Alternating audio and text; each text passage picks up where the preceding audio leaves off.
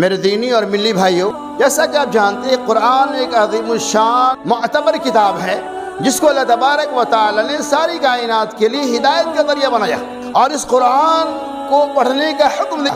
آج بہت سارے لوگ ایسے موجود ہیں جو قرآن کو قبرستان کے اندر پڑھتے ہیں۔ آپ دیکھتے ہوں گے 15ویں شعبان میں لوگ قبرستان میں کثرت سے قرآن پڑھتے ہیں، حالانکہ اللہ کے رسول صلی اللہ علیہ وسلم نے قرآن کو قبرستان میں نہیں بلکہ گھر میں پڑھنے کا حکم دیا، جیسا کہ امام مسلم علیہ الرحمہ نے اس روایت کو نقل کیا ہے۔ عن ابی ہریرہ رضی اللہ عنہ قال قال رسول اللہ صلی اللہ علیہ وسلم لا تجعلوا بیوتکم مقابر ان الشیطان ينفر من البیت الذی تقرأ فیہ سورۃ البقرہ۔